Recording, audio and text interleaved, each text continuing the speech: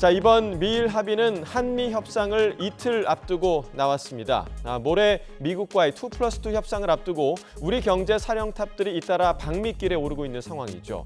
그런 만큼 우리가 참고할 부분이 많을 텐데요. 전문가와 함께 주목할 만한 내용 간단히 좀 지켜보겠습니다. 주원 현대경제연구원 경제연구실장 연결해서 자세히 알아보겠습니다. 자, 실장님 안녕하십니까? 네, 안녕하십니까? 네, 자 먼저 상호 관세율이 낮아진 것, 일본으로서는 좀 소기의 성과를 거뒀다 이렇게 볼 수도 있을까요? 네, 기존 관세 협상을 체결한 국가가 한 서너 국가 정도 되는데 영국 정도를 빼놓고는 가장 낮은 관세율이거든요. 그리고 이미 25%를 제시를 했었는데 그 15%로 10%포인트가 낮아졌다는 거는 상당히 고무적인 그런 성과라고 평가를 할 수 있겠습니다. 예. 자, 일본의 대미 투자 규모가 함께 나왔는데 5,500억 달러, 우리 돈 약 759조 원입니다. 자, 일본이 관세율을 낮춘 대신에 통 크게 이렇게 내줬다. 이렇게 볼 수 있는 규모인가요? 이게 투자라는 게 사실 그 돈을 그냥 미국한테 일반적으로 주는 건 아니고, 그 정도의 규모의 투자를 했을 때 일본도 또 가져가는 몫이 있거든요. 예. 그런데 이 투자가 이제 우리 돈으로 한 759조 원 정도, 미국 달러화로는 5,500억 달러인데, 이게 뭐 구체적인 내용은 봐야 되겠습니다만 지금 상당 부분이 알래스카 LNG 인프라 구축하는 쪽으로 들어갈 것 같아요. 예, 예. 그렇다면은 이거는 일본의 입장에서는 물론 이제 우리가 수익률을 계산을 해봐야 되겠지만 그렇게 손해는 아닌 것 같거든요. 그래서 이 부분이 트럼프의 마음을 많이 좀 움직였고 그게 관세를 많이 낮추는 그런 주된 원인이지 않을까 생각이 됩니다. 예. 자, 손해는 아닌 것 같다. 자, 품목별로 자세한 내용은 좀 뭐 기다려 봐야겠지만 미국이 특히 예민했던 자동차 관세, 자동차 관세가 기존 세율을 합쳐서 15%로 하향 조정됐다는 일본 언론 보도도 있었거든요. 이 부분은 좀 어떻게 보십니까?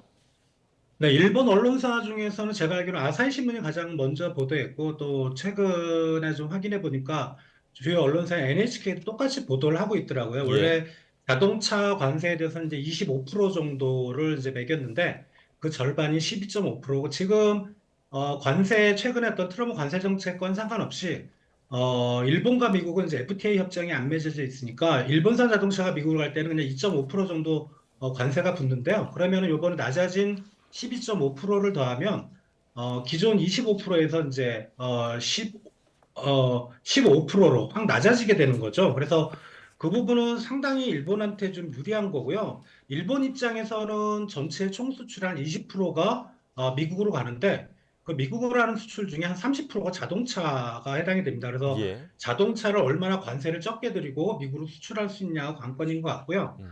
그리고 철강 알루미늄은 지금 여러 가지 자료들을 확인해 보니까 이번에는 관세 그냥 50%가 일본산 제품도 미국으로 갈 때 50%가 매겨지는 걸로 그렇게 나왔고 뭐 다시 말씀드립니다만 영국을 제외하고 영국은 사실 미국의 입장에서는 미국은 영국에 대해서 무역 흑자국이었거든요. 영국 같은 경우는 자동차 품목 감세가 많이 낮아졌는데 다른 나라들에 대해서는 품목 관세를 낮추지 않았습니다. 그럼에도 예. 불구하고 이번에 일본 자동차에 대해서 자동차 품목 관세를 확 많이 낮췄다는 거는 음. 어떻게 보면 일본의 입장에서는 상당히 좀 긍정적인 그런 음. 성과를 낸 걸로 생각이 됩니다. 네, 자, 일본은 이제 마무리가 됐고 이제 우리 차례거든요. 이번 그 미국과 일본의 협상과 관련해서 눈에 띄는 좀 참고할 만한 포인트가 좀 어디에 있다고 보십니까? 가장 큰 거는 저는 이제 투자라고 봐요. 그게 아마 예. 알래스카 LNG 갈 것 같은데 지금 일본하고 미국이 이제 합작 투자를 한다는 형식인 것 같아요. 구체적인 내용은 저도 봐야 되겠습니다만 최근에 이제 알래스카 주지사가 방한을 해서 알래스카 LNG 인프라에 대한 투자를 많이 늘려달라 이런 것들을 볼 때 알래스카는 사실 공화당 텃밭이었거든요. 항상 선거할 때마다.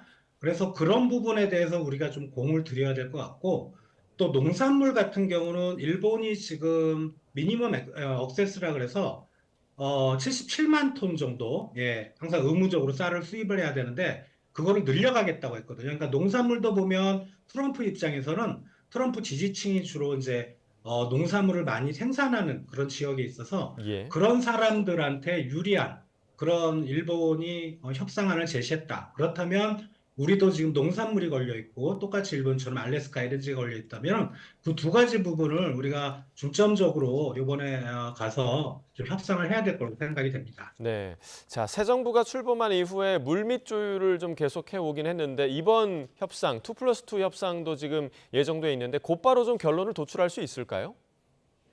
지금 근데 이제 일본의 그 통상 정책을 담당하는 사람들은 사실 그 통상 관련 뭐 장관 정도만 갔었고 우리나라는 좀 최근에 돌아가는 분위기가 약간 이상한 것 같아요. 그러니까 지금 통상교섭본부장 갔고요. 그다음에 뭐 기재부 장관 가는데 여기에 산업통상자원부 장관도 가고 그리고 이제 대통령실 국가안보실장도 방한을 하고 조만간에 우리 외교부 장관도 방한한다는 걸로 봐서는 뭔가 이번에 2+2 회담만으로는 바로 결론이 나기는 좀 어렵지 않은가. 예. 왜냐면 바로 결론이 날 것 같으면은 우리 주무부처의 그런 어떻게 보면은 우리 통상이나 경제 쪽의 핵심을 담당하고 있는 부처의 장관님들이 음. 다 같이 갈 이유는 없다고 생각이 되거든요. 예.